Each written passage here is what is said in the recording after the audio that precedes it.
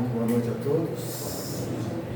Mais uma vez, mais uma oportunidade, gratos por esse convite sempre amoroso que recebemos da direção da casa, desses irmãos que sempre com muita doçura nos convidam para vir aqui. Felizes por mais esta oportunidade, tenho certeza disso.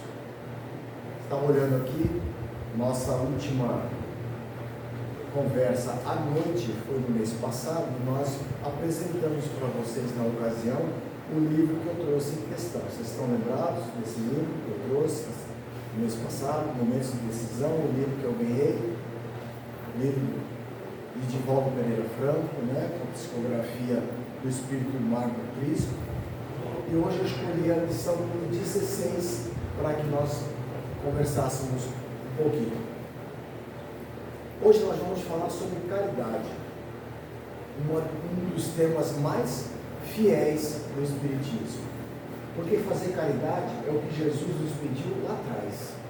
Lembram-se? Amor, caridade e perdão. Sínteses básicas e fundamentais do Espiritismo. Precisamos entender amor, caridade e o perdão dentro de nós como sendo o carro-chefe das nossas vidas. E a caridade que eu vim conversar hoje com vocês é aquela sublime, aquela necessária, aquela que vai fazer de nós seres humanos melhores. Porque ninguém aqui é tão sem recursos que não possa ajudar. Sabe por quê? Porque nós temos uma coisa fundamental que muita gente não dá valor e que nós podemos doar bastante. Vocês sabem o que é? Alguém arriscaria dizer o que é? Nós temos em abundância, alguns têm mais, outros nem tanto, mas é o tempo. Quando nós temos o tempo, é um bem preciosíssimo para uma obra de caridade, uma obra como essa desta casa e tantos outros templos religiosos. Então, termos o tempo para nos doar e nos colocar à disposição é fundamental. Mas o Espírito de Marco Cristo, nessa psicografia abençoada com o Divaldo, ele não vem falar apenas da caridade, mas sim daquilo que anda com a caridade, anda conosco. Infelizmente, a caridade ela tem um adversário. E o adversário da caridade somos todos nós. Nessa lição de hoje, o Espírito de Marco Cristo vai nos alertar a respeito sobre o egoísmo. Egoísmo que anda junto, que está permanentemente conosco, porque nós acabamos acostumando a agir daquela forma de primeiro ver o meu umbigo, depois o meu umbigo, terceiro o meu umbigo. E aí eu vou deixando passar as oportunidades de sermos caridosos e sermos gentis para aqueles que precisam. O egoísmo, como eu disse, ele é filho do orgulho. Egoísmo, filho do orgulho. Então são armadilhas que nós temos dentro de nós, que nós precisamos deixar de lado e acreditar que se estamos aqui numa instituição como essa, nós precisamos aprender a fazer caridade, sim. E aí eu peço licença para vocês, para começar a ler a leitura dessa noite, para que a gente possa discutir melhor a respeito.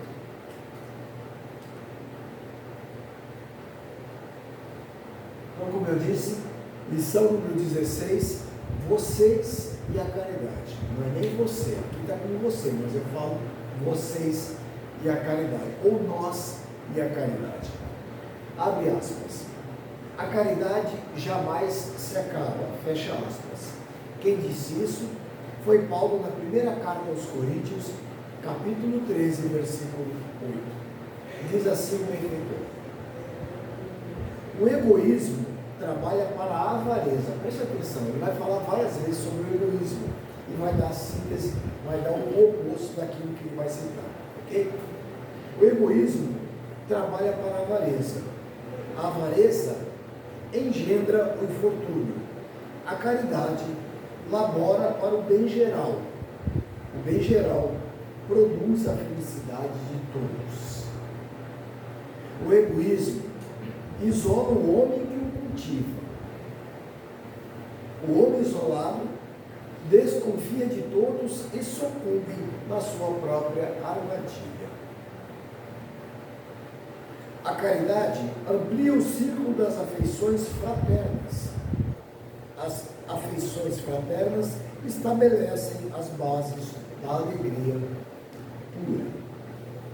O egoísmo propõe a dilaceração dos liames da fraternidade. Sem fraternidade, o homem enlouquece.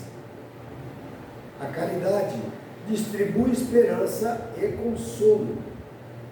A esperança e o consolo propõem a paz e fomentam a harmonia. O egoísmo cerra as oportunidades de progresso. Oportunidades perdidas, atraso na marcha da evolução. A caridade dilata os horizontes do sentimento e da razão.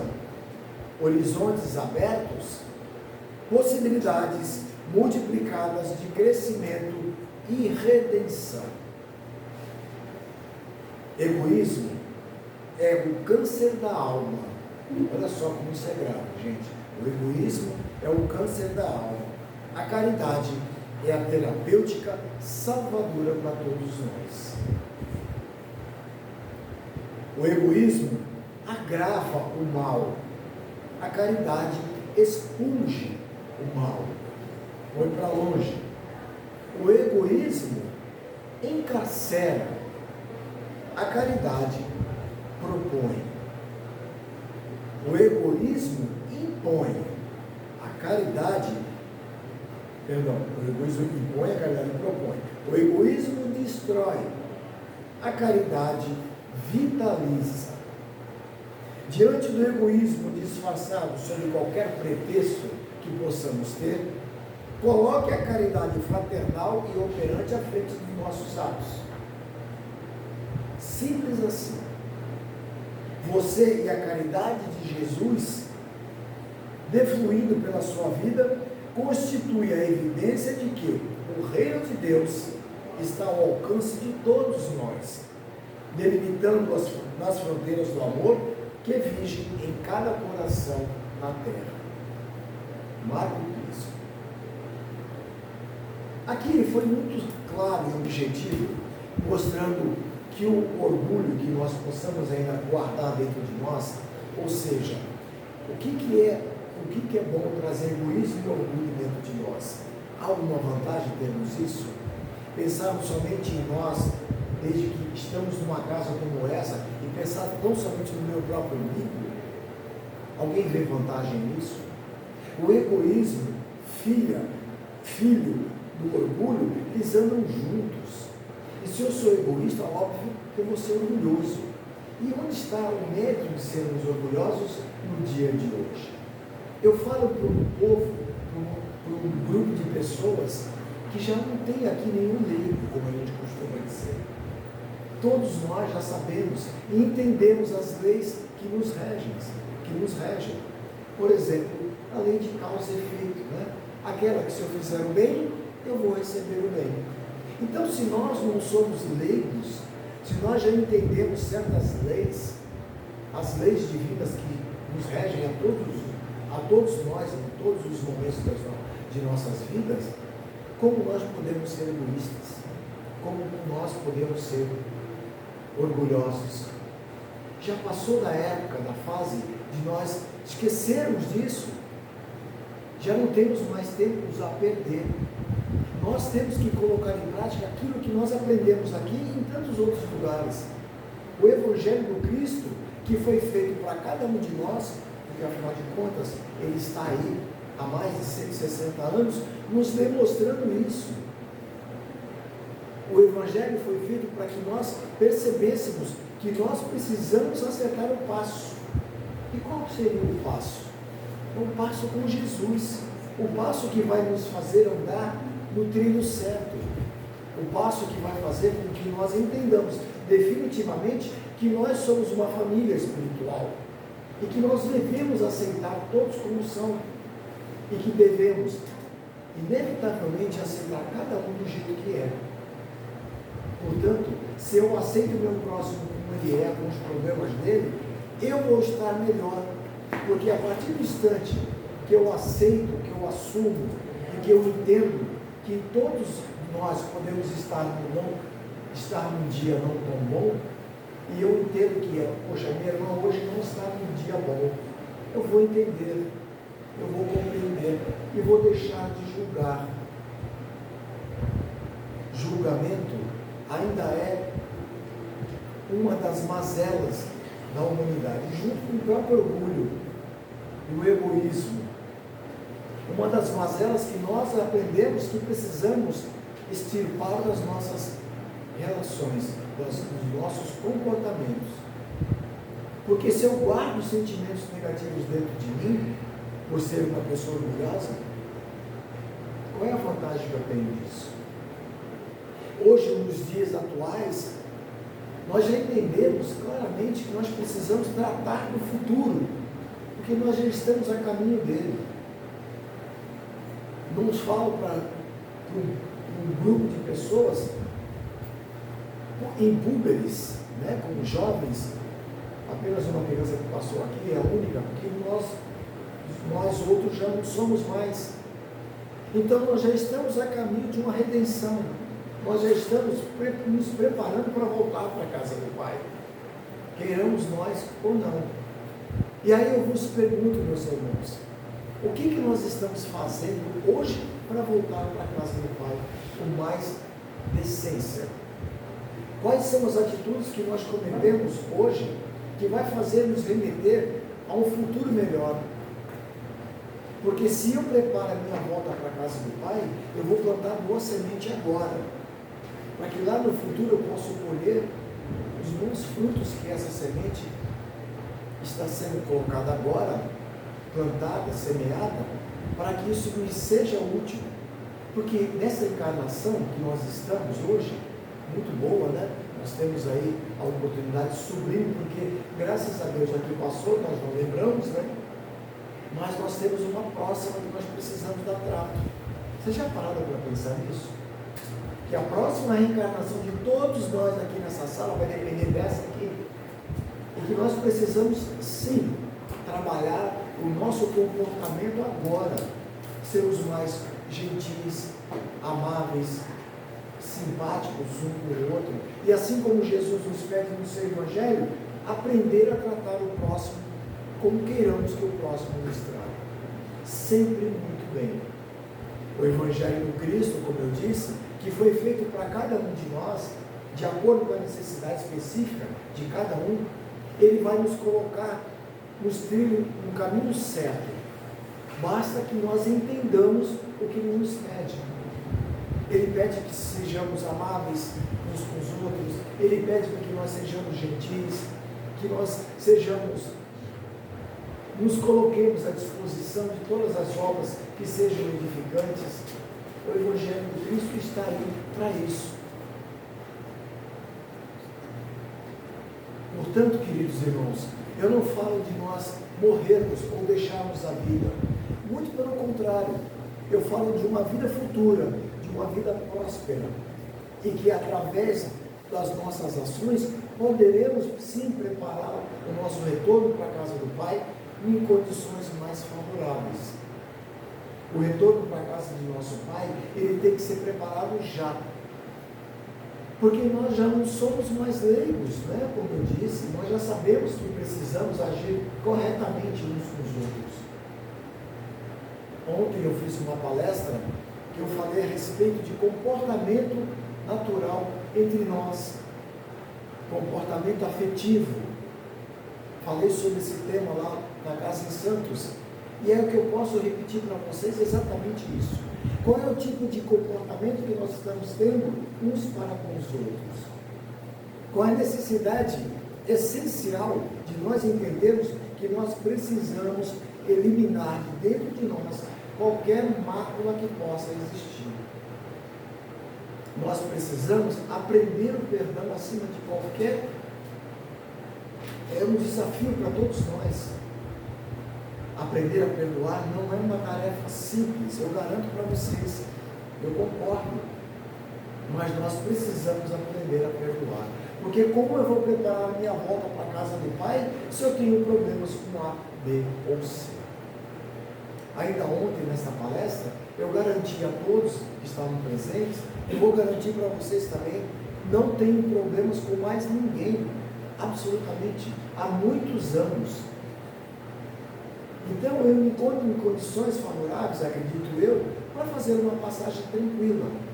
Mas quem sou eu na fila do pão, né? Não é assim que você fala, Antônio? Quem sou eu? Quem é você na fila do pão? Pão da padaria. Pois é. O fato é que nós precisamos vigiar as nossas ações. Vocês concordam? Eu tenho que estar sempre vigilante no meu comportamento e me autocorrigir. Pois reconhece-se o verdadeiro espírita, aquele que consegue modificar as suas más tendências. Não é isso? Quem falou isso foi Kardec no Evangelho. Não é verdade? Então, se nós vigiamos, se nós nos policiamos as nossas ações, eu começo a me melhorar. Porque eu estou me combatendo. Eu sei que eu tenho defeitos que eu preciso modificar, que eu preciso corrigir. A oportunidade é essa. A chance é essa. Nós não teremos outra chance. Não nessa encarnação. Vocês concordam comigo? Sim ou não? Sim. Não entendi? Sim. Que outra encarnação nós temos para melhorar? Não é só essa? Então vamos começar a trabalhar já ontem, como dizia minha mãe. Minha falecida mãe, quando queria as coisas rápidas, ela dizia que era para agora, era para ontem. E já é para ontem isso. Já passou do tempo, nós já não temos mais tempo de errar. Nós precisamos corrigir os nossos defeitos a fim de que nos melhoremos. E a partir do instante que você se dedica a uma melhora, os espíritos que nos rodeiam, que nos protegem, vão começar a olhar para nós com uma certa ternura a mais.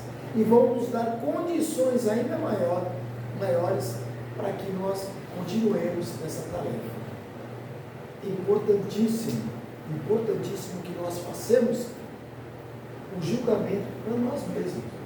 Naquela hora de todas as noites, que a gente encontra um bom amigo travesseiro, velho, de todas as noites, a gente coloca a cabeça no travesseiro e dormir tranquilo.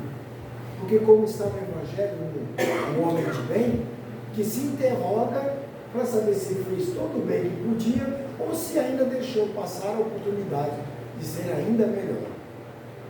Todos nós precisamos nos questionar com relação a isso. Se eu tenho a oportunidade de me doar, como eu falei no início, nós temos esse grande benefício que nós podemos ter, que é o tempo. Uns têm um pouco a mais, outros nem tanto assim, mas o tempo ele é fundamental para que nós pratiquemos a caridade, que é o tempo dessa noite. Sermos caridosos com quem precisa, estendermos as mãos para aqueles irmãos que tanto necessitam de nós, isso é fundamental, regra básica daquilo que Jesus nos pediu. A caridade, ela precisa nascer dentro de nós, ela precisa ser uma corrente natural que passa por nossas veias, sabe? Como se fosse uma coisa natural, sem pedir, sem que fosse necessário, você já vai lá e faz.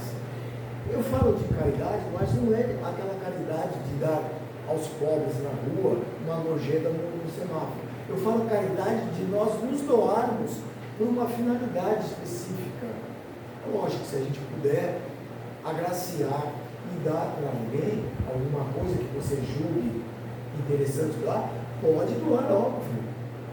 Se ele não vai fazer bom uso daquilo que você doou, o problema não é seu, o problema é dele.